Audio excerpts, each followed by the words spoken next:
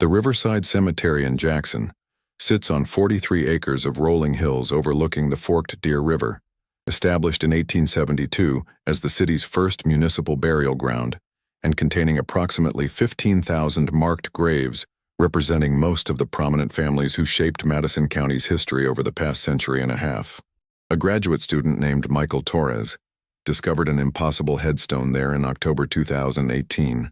while conducting research for his thesis on post-Civil War settlement patterns in West Tennessee, finding a weathered marble marker in the cemetery's oldest section that identified the occupant as Sarah Elizabeth Vardaman, died March 7, 1891, aged 34 years. The stone itself presented nothing unusual beyond moderate erosion typical of 19th century monuments, its carving style consistent with other markers from the same period, its placement among graves from the 1880s and 1890s appearing entirely appropriate for someone who died in 1891.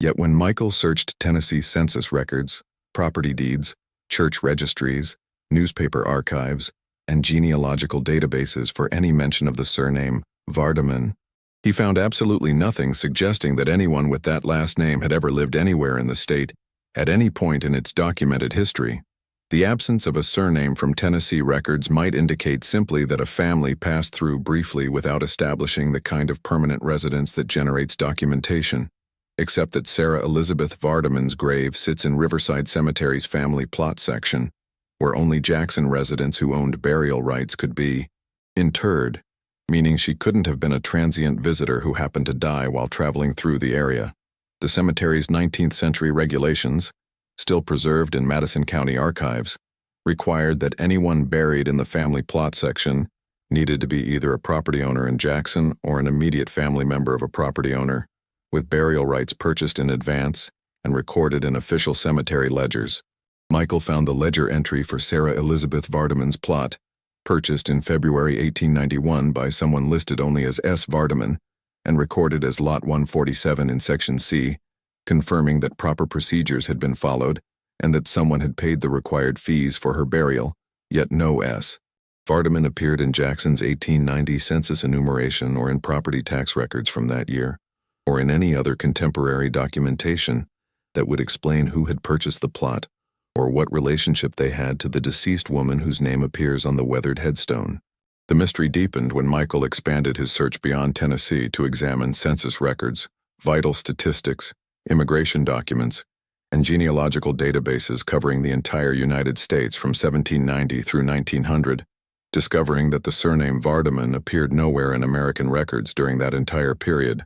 despite being perfectly plausible in structure and not particularly unusual in the way it combined common phonetic elements. He found thousands of Vardamans in 20th century records, with the name appearing across multiple states beginning around 1910, but the 19th century United States contained no documented individuals bearing that surname anywhere in the country according to federal census data, state vital records, property documentation, or any other systematic record-keeping that would capture a family's presence.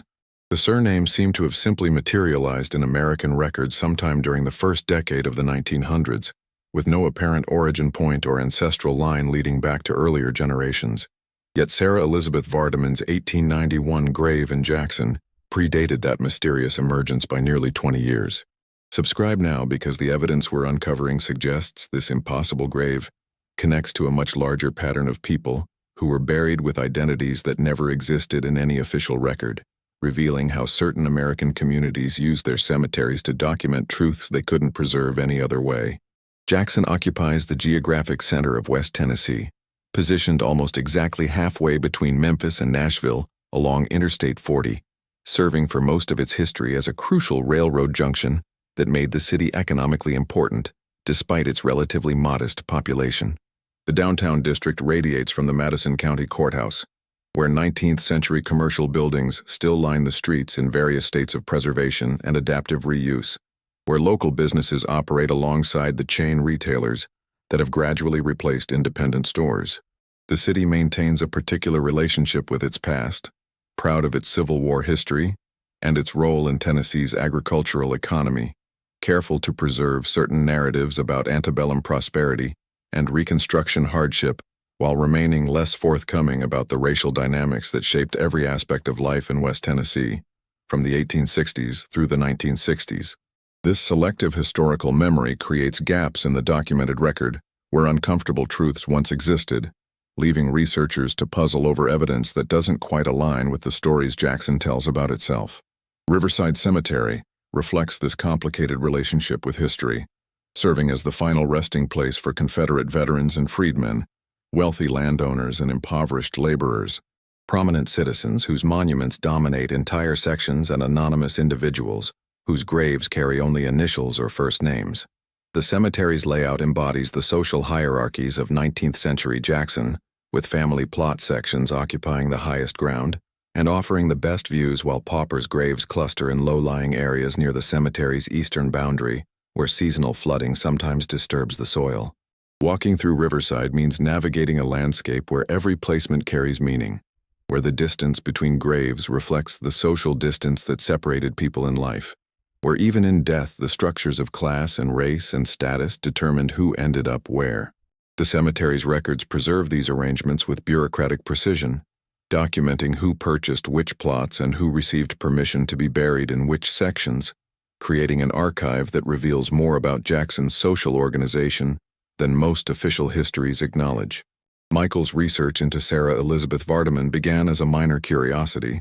one unusual finding among hundreds of graves he documented while studying settlement patterns, but the complete absence of the Vardaman surname from 19th-century records gradually transformed the mystery into something that demanded more systematic investigation. He photographed the headstone from multiple angles, noting that the marble came from a quarry in East Tennessee, based on its distinctive gray veining, and that the carving style matched other monuments in Riverside from the late 1880s and early 1890s.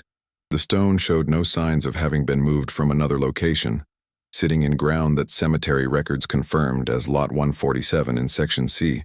undisturbed since its original placement. The inscription provided only basic information without the religious verses or sentimental phrases that decorated many contemporary monuments, suggesting either that whoever commissioned the stone preferred simplicity, or that the marker was created without the kind of personal detail that usually reflected family preferences and emotional connections. The cemetery's 1891 burial ledger contained an entry for Sarah Elizabeth Vardaman, dated March 9th, 2 days after her supposed death, recorded in the careful penmanship typical of that era's record-keeping, but providing no additional information beyond what appeared on the headstone itself. The ledger showed no cause of death, no next of kin, no residence address, no birth location, nothing that would help establish who she had been or why she ended up buried in Jackson. Other entries from the same period typically included at least some contextual detail,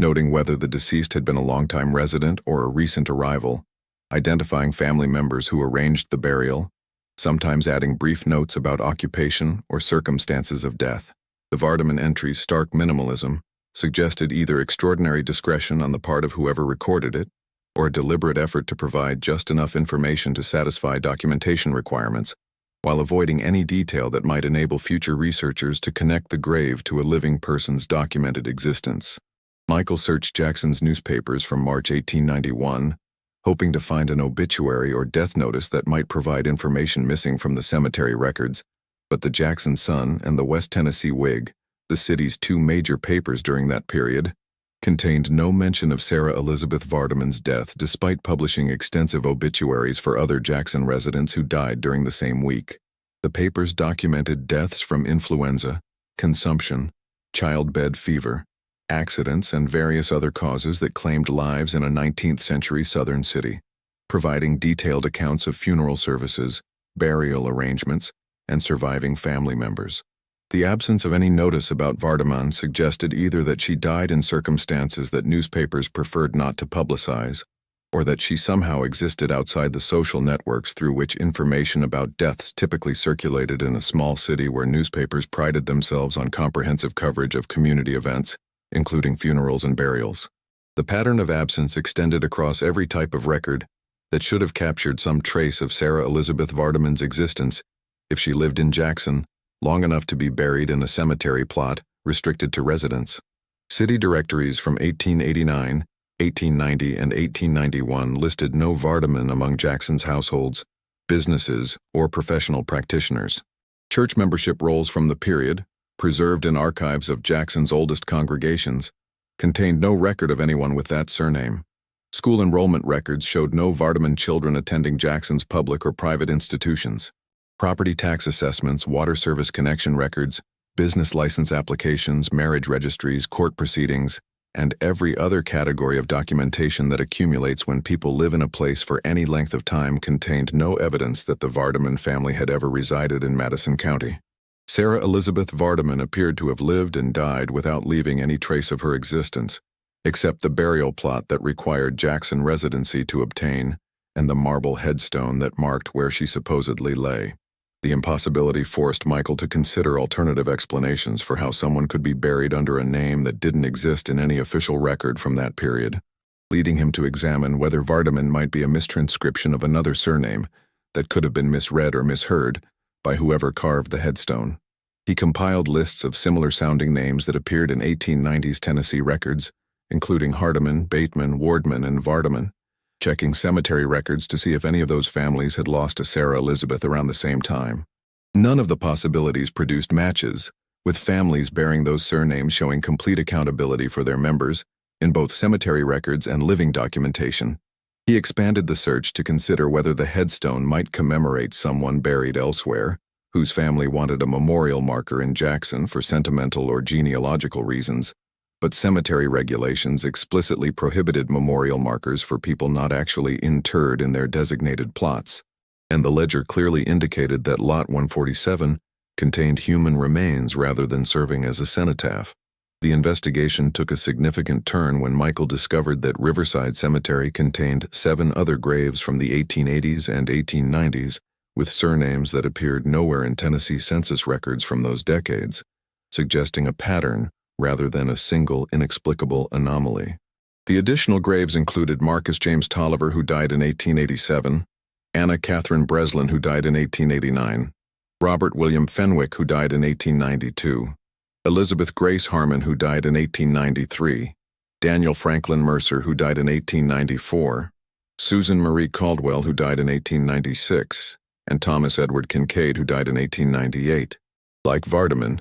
these surnames appeared perfectly ordinary in structure and pronunciation, not obviously foreign or unusual in ways that might explain their absence from official records. Yet systematic searches through Tennessee census data and property documentation revealed no individuals bearing those names living anywhere in the state during the decades when these people supposedly died in Jackson. All 8 impossible graves occupied plots in Riverside Cemetery's family plot sections, meaning all 8 individuals should have been Jackson residents with established presence in the community. Yet none of them appeared in city directories, church records, newspaper coverage, or any other documentation from the years immediately preceding their supposed deaths. The cemetery ledgers recorded each burial with the same minimal detail, providing dates of death and plot numbers without elaboration, as if whoever maintained the records understood that these particular interments required discretion that extended beyond normal practices. The headstones followed similar patterns of simple inscription, without the additional detail that typically decorated 19th century monuments, offering just names and dates without birth locations, family relationships, occupations, or the sentimental verses that families usually selected to honor their deceased. The consistency suggested coordination rather than coincidence, as if someone had developed a specific protocol for how these particular individuals would be commemorated in death while ensuring their lives remained undocumented. Michael's mapping of the 8 impossible graves revealed that they clustered in 2 specific areas of Riverside Cemetery, with Vardaman, Tolliver, Breslin, and Fenwick occupying adjacent plots in Section C, while Harmon, Mercer, Caldwell, and Kincaid lay in nearby locations in Section D. Both sections dated to the cemetery's earliest development period, and both had been designated as family plot areas restricted to Jackson property owners, meaning the clustering wasn't random distribution across pauper sections but rather deliberate placement in premium burial locations. The proximity suggested these individuals might have been connected to each other in life, despite their surnames indicating no obvious family relationships, or that whoever arranged their burials wanted them grouped together for reasons that went unrecorded in cemetery documentation. The pattern implied organization and planning, rather than isolated instances of unusual record-keeping, pointing towards some systematic reason why these 8 people received burial in plots reserved for established residents, while leaving no other evidence of their existence in Jackson. The historical context of 1880s and 1890s Jackson provided potential explanations for why some residents might be buried under names that appeared in no other documentation, given that this period saw enormous social disruption related to Reconstruction's end, the rise of Jim Crow legislation, violent suppression of black political participation, and the establishment of rigid racial segregation that would define the South for the next 70 years. Jackson had a substantial African American population during this period, freedmen and their children who had gained citizenship and voting rights during Reconstruction, only to see those rights systematically stripped away through Tennessee's poll taxes, literacy tests, and extra-legal intimidation. The city's white power structure worked aggressively to eliminate black political influence and to re-establish racial hierarchies that approximated antebellum conditions, creating an atmosphere where African Americans who challenged segregation or who attempted to exercise their nominal rights faced violence, economic retaliation, and social ostracism. The 8 impossible graves all dated to the period when this violent reassertion of white supremacy was actively occurring in West Tennessee, raising the possibility that they might represent individuals who died in circumstances that Jackson's white establishment preferred not to acknowledge through normal documentation. If someone was murdered for attempting to vote or for protesting segregation, or for any other act that challenged racial hierarchy, their burial might be recorded under a false name to prevent the grave from becoming a site of pilgrimage or political organizing, to obscure the fact that they had been killed, to erase them from the historical record in ways that complemented their physical elimination.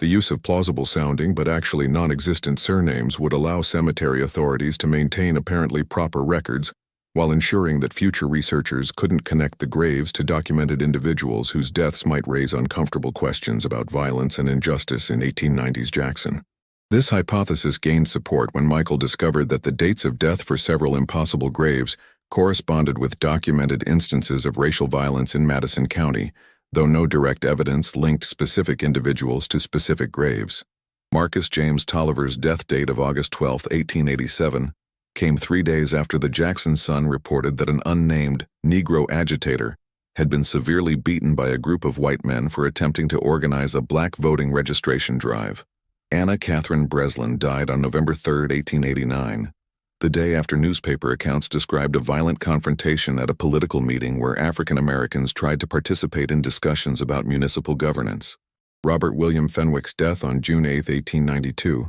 followed by 2 days of brief newspaper mention of an unnamed black man being killed in what was described as a justifiable defense of white property rights. The temporal proximity wasn't proof of connection, but the pattern suggested that some of the impossible graves might commemorate victims of racial violence, whose actual identities had been deliberately obscured. The placement of these graves in family plot sections rather than in areas of Riverside Cemetery designated for paupers' burials, or for Jackson's black community, complicated this interpretation because someone had paid premium prices for burial plots in sections theoretically restricted to white property owners. Cemetery records showed the standard rates for family plot burials in the 1880s and 1890s, ranging from $15 to $30 depending on location, substantial sums equivalent to several months' wages for most working people in that era. Whoever purchased plots for the 8 individuals with impossible surnames had significant financial resources and enough social standing to navigate cemetery regulations that would normally exclude anyone other than established white residents. This suggested either that the deceased were actually white people buried under false names for reasons unrelated to racial violence, or that someone with considerable wealth and influence had intervened to ensure certain black victims of white violence received dignified burials in premium cemetery locations, where their graves would be preserved and maintained. Michael's research into Jackson's African American community leadership during the 1880s and 1890s identified several individuals with the financial means and social connections that might enable them to purchase family plot burials for victims of racial violence, though none of them left records explicitly describing such activities. Reverend Josiah Henderson led Jackson's Mount Olive Baptist Church during this period and operated a successful carpentry business that made him one of the wealthiest black residents in West Tennessee with his financial records showing regular cemetery plot purchases that he typically described in his account books as being for church members and community figures. The pattern of purchases didn't align perfectly with documented deaths in his congregation, suggesting he might have been buying plots for other purposes, including possibly providing burial for people whose deaths white authorities wanted to obscure. Similarly, Sarah Patterson operated a boarding house that catered to black travelers and maintained extensive connections throughout the African American community, with her estate papers revealing that she owned 12 cemetery plots in Riverside, beyond what she needed for her own family, though her records provided no explanation for those additional purchases. The possibility that prominent African American residents might have collaborated to preserve the remains of racial violence victims by burying them under false names in premium cemetery locations suggested a sophisticated strategy for ensuring that the dead received respect and remembrance even when their actual identities had to remain hidden. Creating false but plausible-sounding names would protect family members from retaliation while providing burial locations that could be quietly maintained and visited by people who understood what the graves actually represented. The choice of surnames that sounded entirely ordinary, but that didn't exist in Tennessee records, might indicate deliberate selection of names that wouldn't accidentally overlap with real families,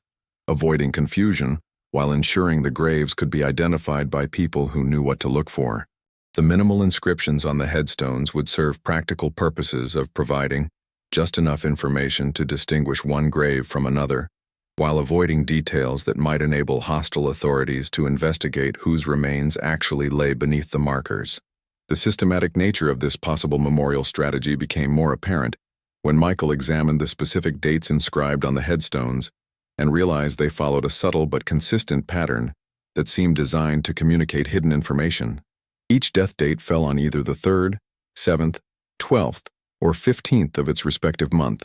numbers that held no obvious significance in themselves, but that appeared with statistical improbability across 8 graves that supposedly represented unrelated deaths over an 11-year period. Random deaths would distribute more evenly across all possible dates, rather than clustering around 4 specific numbers, suggesting the dates might encode some meaning beyond simply recording when people died. Michael consulted with a statistician who calculated that the probability of 8 random deaths all falling on just 4 specific dates of the month approached less than 1%, confirming that the pattern likely reflected intentional design rather than chance occurrence. The encoded dates might indicate the actual dates when violence occurred,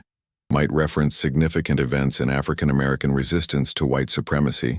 might serve as markers allowing informed visitors to recognize which graves belong to the memorial project, or might carry meanings that could no longer be recovered without access to knowledge that died with the people who created the system. Whatever specific information the dates preserved, their non-random pattern strongly suggested that the impossible graves served purposes beyond simply marking where bodies lay, functioning as a form of coded documentation that circumvented the official record-keeping controlled by Jackson's white establishment. The graves became a counter-archive, preserving truth in forms that hostile authorities couldn't easily detect or suppress, ensuring that future generations might eventually decode the pattern and recognize that these markers commemorated something more significant than the bland inscriptions suggested. The discovery that Riverside Cemetery contained this possible coded memorial to victims of racial violence prompted Michael to examine other Southern cemeteries from the same period, looking for similar patterns of graves with impossible surnames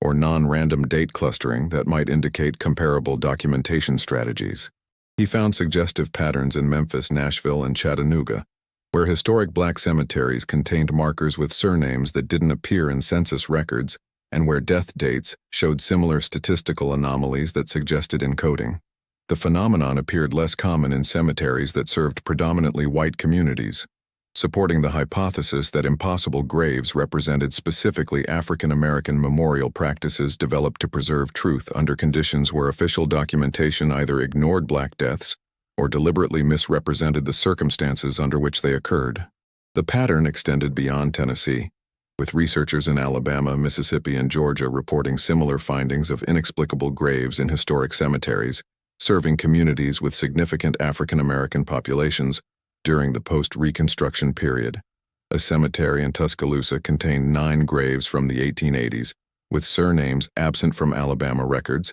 their death dates clustering around the 5th, 11th, 17th, and 23rd of various months. A burial ground in Natchez showed 7 impossible surnames with dates concentrated on the 2nd, 8th, 14th, and 20th. The consistency of the pattern across multiple states suggested a regional memorial practice that operated through informal networks of African American communities, sharing strategies for preserving memory of violence and resistance in ways that white authorities either didn't notice or couldn't effectively suppress. The graves became a distributed archive, scattered across dozens of Southern cemeteries, each location holding fragments of truth that white-controlled official records systematically excluded. What made this memorial practice particularly sophisticated was its exploitation of cemetery regulations and social customs that white authorities considered sacrosanct, using the reverence surrounding burial and the permanence of cemetery plots to preserve information that would have been destroyed if documented in more conventional forms.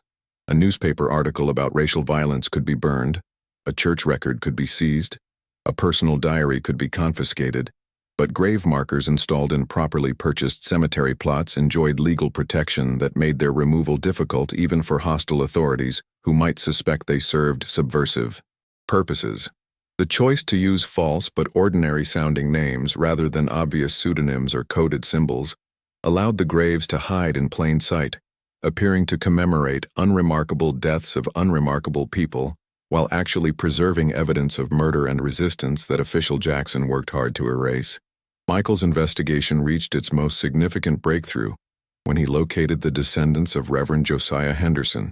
discovering among their family papers a small leather-bound notebook that Henderson had kept during the 1880s and 1890s. The notebook contained what appeared to be accounting records for cemetery plot purchases, with entries listing dates, plot numbers, and amounts paid, but also including cryptic notations that seemed to reference the impossible graves. An entry from August 1887 showed a payment of $20 for Lot 143, Section C, followed by the notation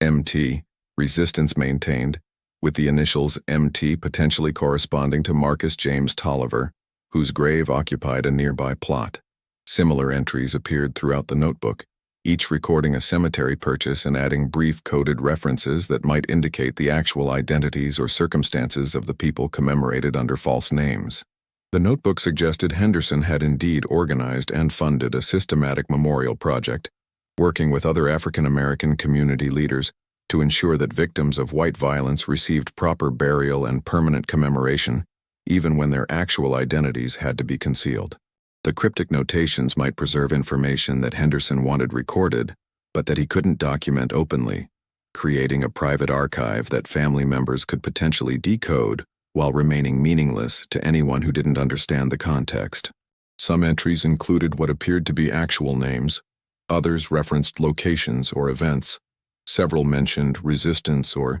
testimony or witness, all suggesting that the people buried under impossible surnames had been involved in challenging white supremacy in ways that made them targets for violence. The notebook transformed the impossible graves from mysterious anomalies into evidence of coordinated community effort to preserve truth under conditions where official documentation served to obscure rather than reveal what actually happened in 1890s Jackson. Henderson's descendants were reluctant to allow publication of the notebook's contents, concerned that identifying their ancestor as having organized memorials for people who challenged white supremacy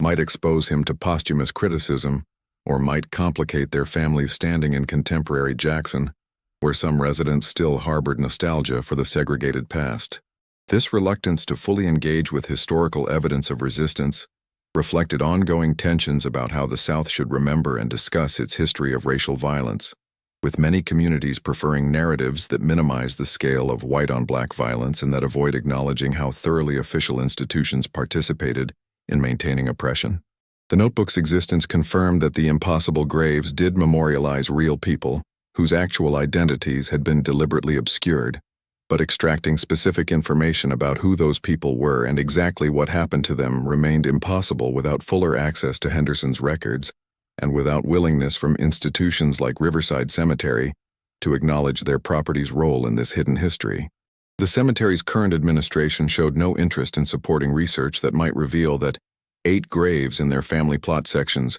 commemorated black victims of white violence, rather than the established white residents those sections supposedly served exclusively, with management maintaining that the graves simply represented documentation errors or genealogical gaps, rather than evidence of any deliberate memorial project.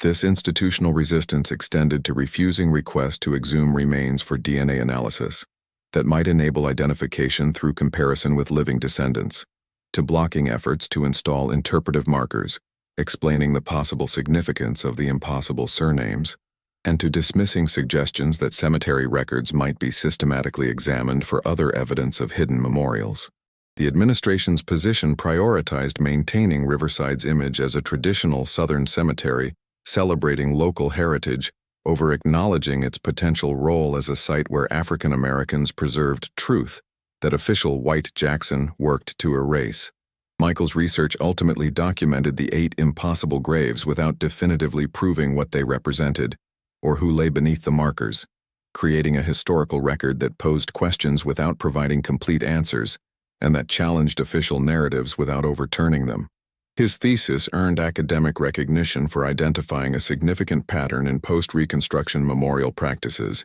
and for revealing how African American communities developed sophisticated strategies to preserve memory under conditions of violent oppression, but the specific identities of Sarah Elizabeth Vardaman and the 7 others buried under impossible surnames remained unknowable without access to evidence that families and institutions proved unwilling to share. The graves continue to occupy their plots in Riverside Cemetery, weathered marble markers recording names that never existed in official documentation, preserving truth in forms that require interpretation and that resist easy recovery, forcing anyone who encounters them to recognize that the documented past contains enormous gaps where uncomfortable realities once existed, and where communities made conscious choices about what to remember and what to forget. The broader implications of Jackson's impossible graves extended beyond local history to raise fundamental questions about how researchers should approach official records from periods and places where institutional documentation served to obscure rather than reveal truth, where the archive itself functioned as a tool of oppression that systematically excluded certain people and certain experiences from the historical record. Census data, property records, newspaper coverage, and all the other sources that historians typically rely on to reconstruct the past become fundamentally unreliable when the institutions producing those records had explicit interests in misrepresenting reality, when documentation served ideological purposes of maintaining white supremacy rather than the neutral goal of accurate record-keeping. The impossible graves reminded scholars that absence from official records might indicate not that someone didn't exist, but rather that their existence posed such a threat to prevailing power structures that they had to be erased from every form of documentation, except those that resistance communities created in forms designed to evade detection. Sarah Elizabeth Vardaman's headstone sits in Section C of Riverside Cemetery, its gray marble now deeply weathered by more than a century of Tennessee seasons, its simple inscription offering only a name and 2 dates that probably aren't accurate, but that encode information researchers may never fully recover, marking a grave that cemetery regulations required be reserved for Jackson property owners, but that almost certainly holds someone who died for challenging the racial hierarchies that defined who could own property and who could participate in civic life, and whose actual name remains unknown while the impossible surname Vardaman serves as a memorial to both her individual sacrifice and to the systematic erasure that official white Tennessee imposed on black resistance during the decades when Jim Crow law replaced slavery as the South's mechanism for maintaining racial oppression,